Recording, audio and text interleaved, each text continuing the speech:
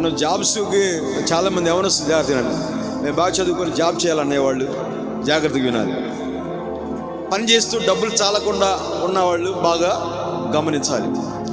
లేకపోతే మన సొత్తే మన డబ్బులే అక్కడక్కడ రావాలి కానీ ఆగిపోయినాయి, గమనించాలి.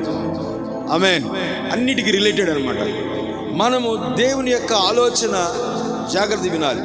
గడిచిన కొద్ది దినాలుగా హగ్గీ గ్రంథంలో ఉన్న అంశం ఏముందంటే, ఎందుకు వాళ్ళకి ఎంత తిన్నా తృప్తి లేదు, ఎందుకు ఎంత విత్తిన విస్తారంగా విత్తిన కొంచెమే వస్తుంది, ఎందుకు ఆ యొక్క మేలు జరగట్లేదు, మిరకల్స్ జరగట్లేదు, ఎందుకు వారికి ఆ యొక్క చిల్లి సంచిలో వేసినట్లుగా ఉంది.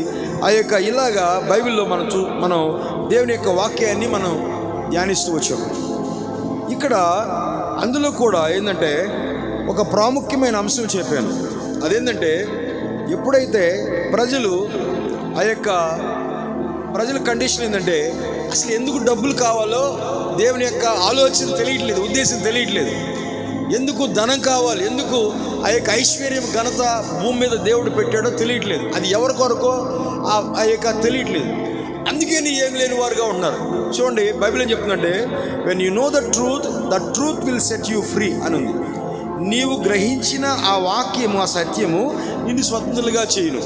ఇప్పుడు ఫైనాన్షియల్ గురించి అయినా, హీలింగ్ హెల్త్ గురించి అయినా, ఆ యొక్క ఫ్యామిలీ బ్లెస్సింగ్ అయినా, ఇలాగ ప్రమోషన్ అయినా, ఇలాగ ఏ ఆశీర్వాదమైనా దేవుడు చెప్పిన వాక్యాన్ని గ్రహించడం మొదలు పెట్టాలి. ఎప్పుడైతే వాక్యాన్ని గ్రహిస్తామో ఆ గ్రహించిన సత్యము అక్కడ మనల్ని విడుదలలోనికి నడిపిస్తుంది. ఆమేన్.